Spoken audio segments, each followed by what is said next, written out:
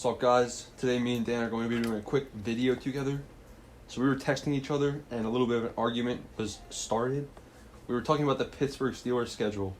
And I told him that one of the losses was going to be an away game against the Buffalo Bills. And he disagreed. One thing led to another and here we are. Anything to say, Dan?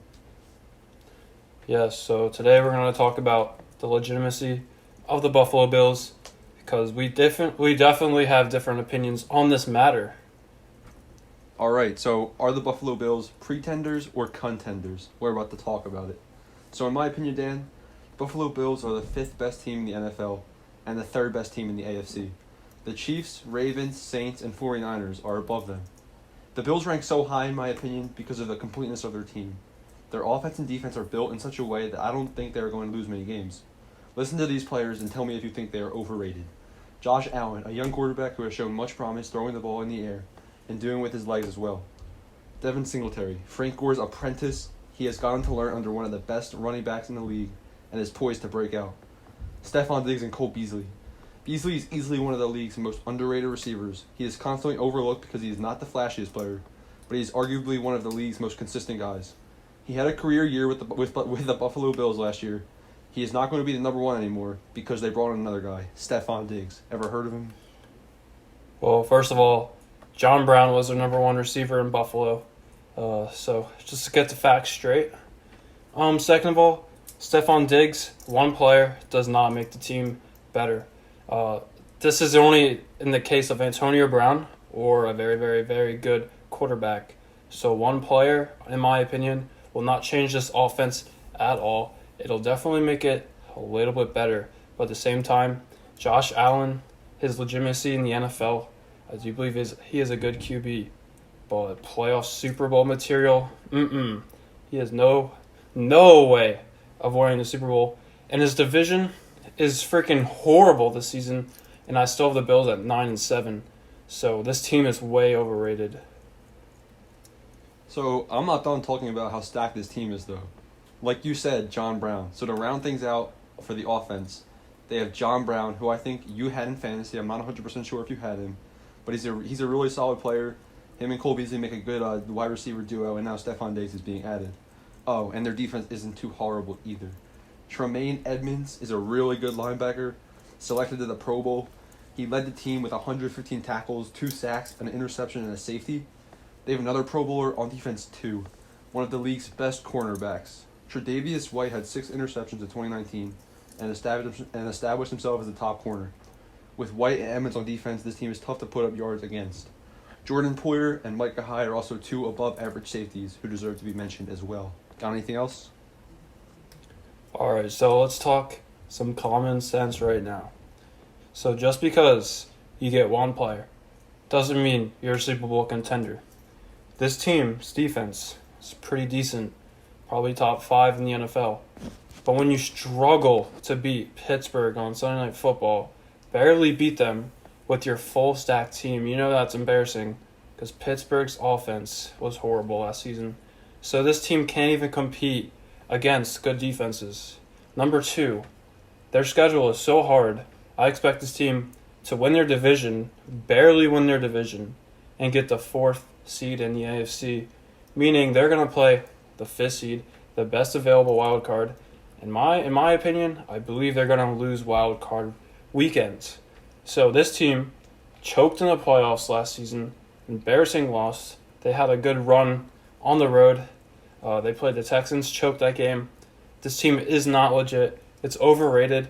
And number 5 in the NFL, and where you rank them, is way overrated. I have them at around number 11. So GG.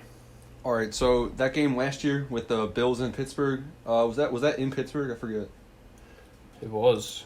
Yeah, so that was embarrassing for both teams. I think the Bills' offense played horrible that game, but we didn't even have an offense, so it's no. Well, I know true. your Steelers' offense was horrible, but just in general, that was an embarrassment for both teams offensively. And I think that you saying that Stephon Diggs is going to change this team, I don't agree with that 100%. It's one guy, it can't make the team that much better. But I think that their offense is already stacked to begin with. I have faith in Josh Allen.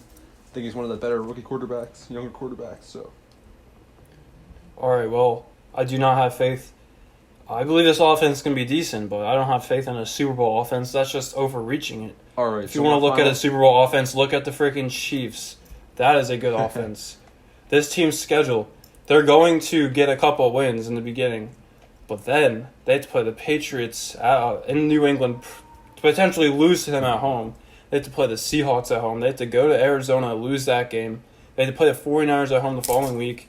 They have to play the Pittsburgh Steelers at home the following week. They have to play at the Denver Broncos and then at the New England Patriots. So this team's schedule late season is going to be so embarrassing. And the They're going to lose all those games in a row.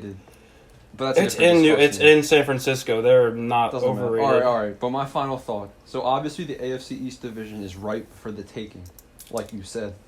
Tom Brady's gone, and with him, so are the Patriots. The Patriots are not going to beat the Bills this year at all. It's just not going to happen. So it's time for another team to establish it will themselves. happen.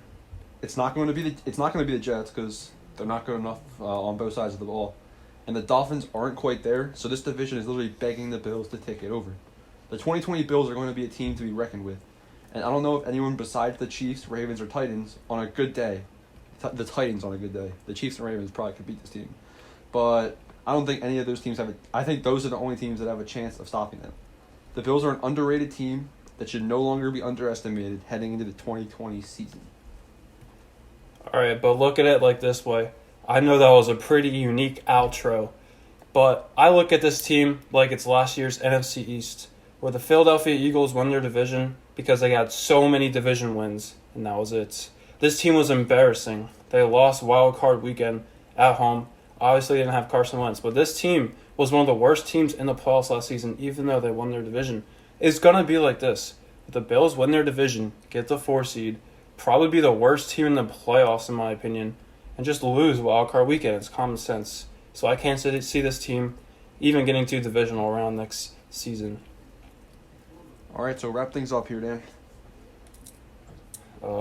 So obviously, I do believe this team is way, way, way overrated, and obviously you believe this team is underrated. We are just going to have to watch and see. The schedule looks pretty annoying at the end of the season, and I do believe they're going to choke. So that is it. All right, Thanks for make watching. sure to check out Dan's last 2 prediction videos. He's about to put out 2 or 3 predictions, and then we're going to get into a playoff prediction series where we're both going to have our own unique playoff bracket, and we'll share it with you guys. So, all right, adios. see you later.